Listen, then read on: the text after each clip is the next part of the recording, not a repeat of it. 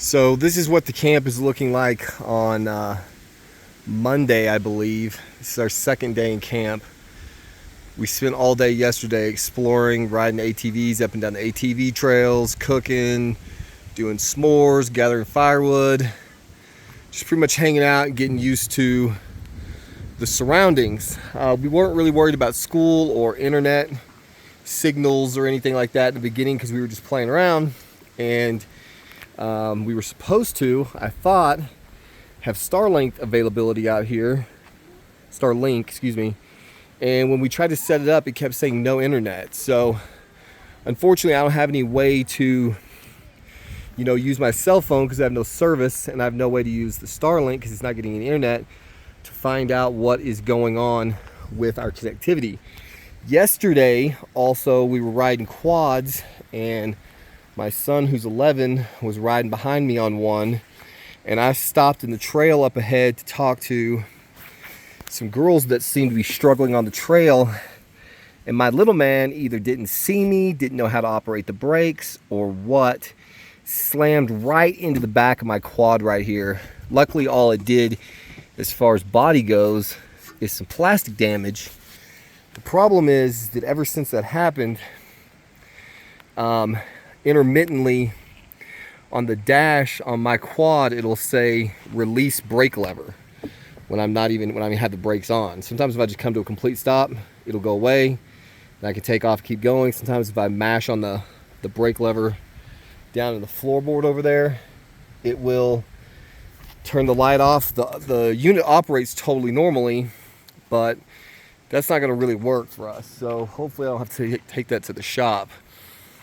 This is our shower tent that we have been using. It's got one dry side, one wet side. And so whenever we need to take a shower, we just go across over here. Some really pretty woodland area here in Santa Fe.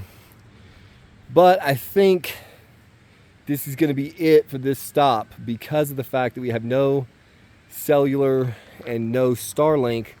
We don't have any way to, find out what kind of weather is coming. Like I couldn't diagnose what was going on with my quad yesterday because I didn't have any internet. Paul's got school he's doing online, so he's missing a day right now. So I think what we're getting ready to do is pack up at this camp, as much as we don't want to, because it is quite the fucking endeavor, man. It's like a carnival comes to town. It takes 3 days just to get it set up. There's a lot going into this setup. It's very time consuming. So we're gonna kick ass this morning, see if we can't get it all buttoned back down so that we can get to a store to pick up some items that we were missing. One of our water filtration systems didn't make the trip. The trip. And one of our axes and a couple other odds and ends. See, I haven't shaved in days. My mountain man beard is coming in, but I'm gonna have to handle that pretty soon. So that's what's going on. I don't know if I showed you yesterday. This is our solar. Right now I just got them on the ground because it's easier. They're not quite, one of them started getting into the shade, so we may not be making that much power, and they're all dirty, so I'm gonna kick dirt on them. Right now we're getting 191 watts. I gotta get those things cleaned off and moved. They should be producing 450 watts of power all day long. So I gotta get the power coming back up so that I can max up my batteries so that we'll have enough juice to power all of our cell phones and our Starlink if we can get it up. And we've got the Dometic freezer cooler, 75 quart freezer cooler. I'm gonna be having a video coming out pretty soon, probably titled How I Spent $50,000 in 1 month. And that is in fact what I just got through doing. That's not including my normal living expenses. $50,000 on top of all normal living expenses is what we spent last month putting together this insane adventure that we're on. So yeah, that's where we're at. Welcome back to the Tantrums channel. So far there have been a few tantrums, no major tantrums. My daughter has melted down a couple of times. She actually did throw a tantrum in the tent the other night because she woke up in a very strange place and it was very cold outside.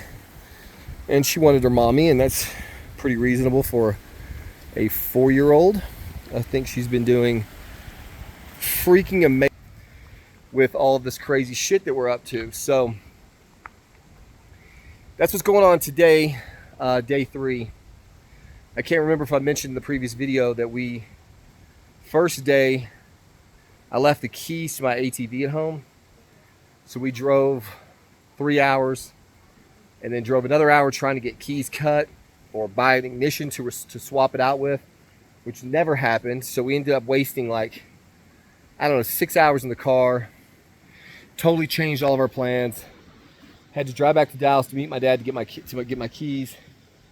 So then we ended up detouring to this place near the McClellan grasslands, which is in Texas. It's a flat area.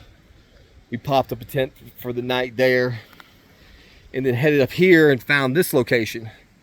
This location has taught us a lot about what this is going to be like because, towing a 16-foot trailer down these roads, the trailer handles fine while you're just towing on the roads. But man, if you get into a section where you feel like you can't get it done, or you need to back up or reverse for some reason, it is a bitch. And we got stuck on a mountain road coming to this particular campsite, and I was forced to back up into a little low area. And you see down there on the corner, hang on, we tore up the corner of our brand new trailer. Now this is minor, it's a flesh wound. I didn't even knock the reflector off, so I wasn't really terribly concerned about that. It doesn't really address the functionality of the trailer. And other than that, the trailer held up really fine. There was lots of ruts and nasty stuff. I'm concerned a little bit about these hinges because they're now full of dirt, and they creak and groan a lot when they go up and down, because this thing is going to get its work. This is not the way it looks when it's all decked out. Maybe I'll show you a picture of that later before we get on the road, but that's what's up. We're still here in Santa Fe, and I think we're getting ready to pack up, hit the road, try to get north across the Colorado border, maybe over to Durango or something. But we're gonna have to stop somewhere and resupply and get a lot of the things that we were missing. Tell you, one of the things we're figuring out already, it's in the 70s here during the day, and so it's nice and warm, and you can do whatever you want, shower outside, have fun, ride the ATVs, everything's great. But for us Dallas folks who are used to little to no winter, and we sleep inside at our house with the thermostat set on 77 degrees. So we like it nice and warm. And then you come out here and it's 50, 53 degrees at night. And it's a little bit different. Like, it's fine when you're running around. It's fine when you're playing games with the kids and shit. But when you've been laying in that tent next to your wife, you're all snuggled up, cuddled up, and then you got to pee. And you got to get out of the tent, get out on that dewy grass, hope a cougar doesn't come up and snatch your throat out while you're taking a piss. Lose all your body heat that you stored up. Like, it's a daunting. That math is not good, man. Makes you want to just lay in there and hold it, I guess. It leads to shitty sleep. So we're all a bit worn out, and like I said, this is day 3. I think we left on Friday, Saturday, Sunday. What day is this? 4? 3? What day we left? We left Friday. So we had Friday, Saturday. This is day 3. Or day 4. I don't know. We had Sunday too. Yeah. 4th day since we left home. 3rd day in this camp. That's where it's at. So there you have it. We'll have a lot more information coming up soon on this video when we start getting this thing taken down and figure out where we're going next. Peace.